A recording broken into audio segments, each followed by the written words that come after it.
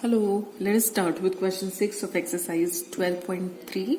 The question says that in a circular table cover of radius 32 centimeter, a design is formed leaving an equilateral triangle ABC in the middle as shown in the given figure. Find the area of the design. आपको एक circular table cloth given है. इस circular table cloth का जो radius है that is given to be 32 centimetre. इस circular table cloth के बिल्कुल बीच में एक इक्विलेटरल ट्राइंगल बना हुआ है.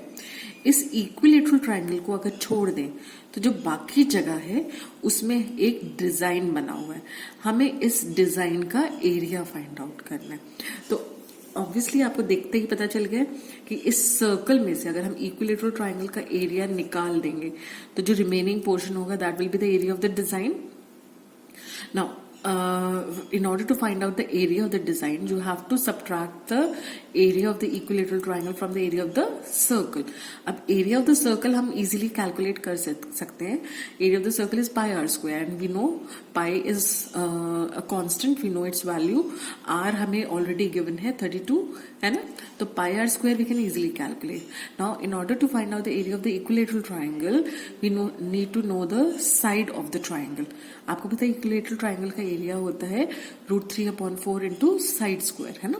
तो आपको अब इस इक्विलेटरल ट्राइंगल की साइड का पता होना बहुत जरूरी है. अब साइड निकालने के लिए हमें साइड तो गिवन नहीं है, लेकिन अब साइड निकालने के लिए हमें कुछ चीजों की जानकारी होना जरूरी है. तो विल फर्स्ट स्टार्ट विद, हमें पता है कि इक्विलेटरल ट्राइंगल में median, perpendicular bisector and altitude coincide. Median क्या होती है? Median is a line segment drawn from a vertex of the triangle to the opposite side, dividing it into two equal parts. तो median का काम होता है side को दो इक्वल पार्ट्स में डिवाइड करना. तो मीडियन एक ऐसी लाइन सेगमेंट है जो एक वर्टेक्स से, ट्राइंगल के एक वर्टेक्स से ऑपोजिट साइड पे ड्रॉ की जाती है such that it divides the opposite side in two equal parts. इसी तरह से perpendicular bisector is a line segment drawn from a vertex of the triangle to the opposite side, and dividing it into two equal parts and being perpendicular to it also. ठीक है. तो perpendicular bisector opposite side के ऊपर perpendicular भी होती है और इसको दो इक्वल पार्ट्स में भी डिवाइड करते हैं. ठीक है. तो एक इक्विलेटरल ट्राइंगल में मीडियन, परपेंडिकुलर बाइसेक्टर और ऑल्टीट्यूड तीनों चीजें कोइंसाइड करती हैं. अब क्योंकि हमें पता है कि यहाँ पर एडी जो है it is perpendicular to BC है ना. This is by construction. तो एडी क्योंकि हमने बाय कंस्ट्रक्शन परपेंडिकुलर ड्रॉ की है on BC, that means it passes through the centre of the circle as a perpendicular bisector of a chord passes through the centre of the circle है ना. अब क्योंकि median passes through the centre of the circle, तो हमें पता है कि O will act as the centroid of the triangle. Centroid का क्या होता है? Centroid is the point of intersection of all the three medians of the triangle. आपको पता है एक ट्राइंगल की we can draw three medians. Median होती है line segment drawn from one vertex to the opposite side divided into two equal parts है ना. तो एक ट्राइंगल के आप कितनी मीडियंस ड्रॉ कर सकते हैं? You can draw three medians. अब ये जो तीनों मीडियंस हैं ये एक ही पॉइंट पे कोइंसाइड करती हैं और उस पॉइंट को हम सेंट्रॉइड कहते हैं. अब क्योंकि इक्विलेटरल ट्राइंगल में मीडियन, परपेंडिकुलर बाइसेक्टर्स और ऑल्टीट्यूड कोइंसाइड करते हैं, इसका मतलब जो सेंट्रॉइड है और सर्कम सेंटर है वो दोनों सेम पॉइंट ही हैं है ना. अब आपको ये एक चीज और पता है, आपने क्लास 9th में किया था क्वेश्चन में कि if you were given a circle और आपको सर्कल का सेंटर फाइंड आउट करना था, तो आपने कैसे फाइंड आउट किया था? Do you remember? आपने उस सर्कल के ऊपर 3 पॉइंट्स ले लिए थे. उन तीनों पॉइंट्स को आपने ज्वाइन कर एक ट्राइंगल बनाया था. उस ट्राइंगल की आपने तीनों साइड्स का फिर परपेंडिकुलर बाइसेक्टर ड्रॉ किया था और वो परपेंडिकुलर बाइसेक्टर जाकर एक ही पॉइंट पे इंटरसेक्ट किया था and that point was the centre of the circle है ना. और उस पॉइंट को हम कहते थे सर्कम सेंटर. तो जब परपेंडिकुलर बाइसेक्टर्स एक पॉइंट पे मीट कर रहे हैं और वो पॉइंट सर्कम सेंटर है तो इसका मतलब ये हुआ कि जो आपका सेंट्रॉइड है वो भी सेंटर पे ही इंटरसेक्ट करेगा, क्योंकि इक्विलेटरल ट्रायंगल में मीडियंस और परपेंडिकुलर बाइसेक्टर सेम है ना। तो जहां पे परपेंडिकुलर बाइसेक्टर मीट कर रहे हैं जो कि सेंटर है, इसका मतलब मीडियन भी सेंटर पे ही इंटरसेक्ट करेंगी सारी। तो इसका मतलब जो O है, this is the center of the circle and it lies on the median. Now this centroid divides the median in the ratio 2:1. ठीक है, centroid divides the median in the ratio 2:1. This is a property of the centroid.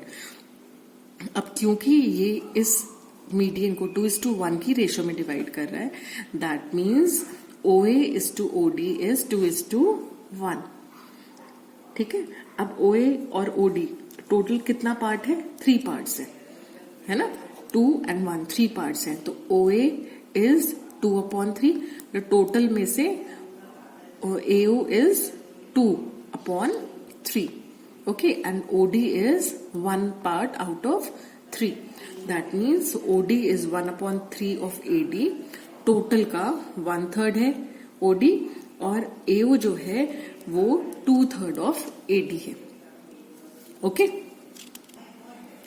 Now OA is 2/3 of AD, that means OA हमें पता है कितना दिया हुआ, OA is the radius and radius is given to be 32, तो 32 is equal to 2/3 of AD। इसको जब हम सिंप्लीफाई करेंगे तो AD will be equal to 32, ये 3 इधर आकर मल्टीप्लाई हो जाएगा upon 2, which on calculation gives you 48 centimetre. तो AD की लेंथ आ जाएगी 48 centimetre. So this AD is 48 centimeters. Okay. Now let the side of the triangle be A. अब AB अगर A है, इसका मतलब सारी साइड्स की लेंथ A होगी क्योंकि इक्विलेटरल ट्राइंगल है।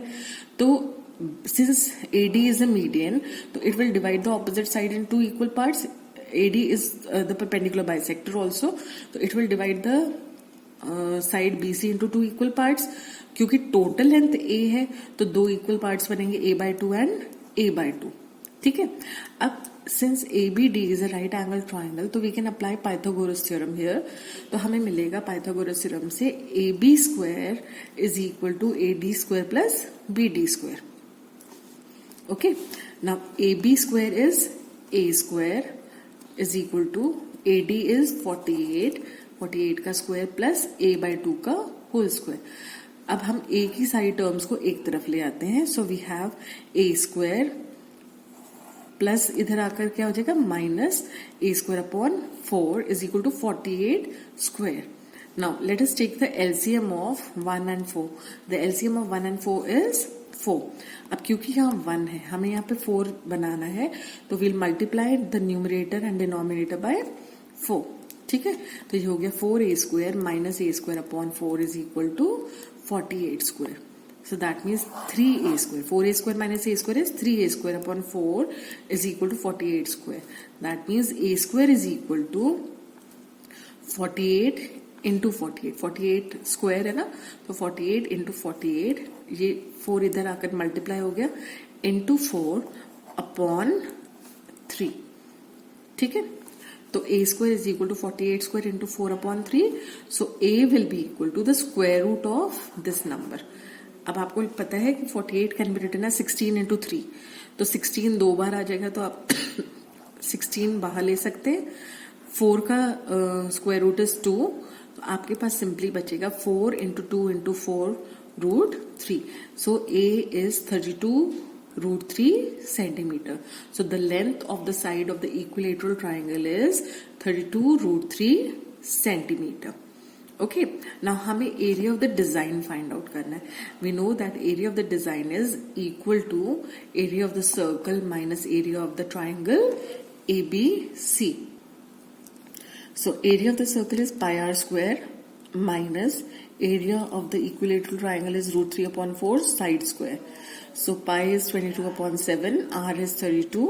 So r square will be 32 into 32 minus √3/4 into side कितनी अभी हमने निकाली थी 32√3, तो ये आ जाएगी 32√3 इंटू 32√3। अब आप इसको अगर कैलकुलेट करेंगे तो you will get the answer 22,528 upon 7 minus 768 root 3 centimeter square. So this is the area of the design. I hope this is clear. Thank you.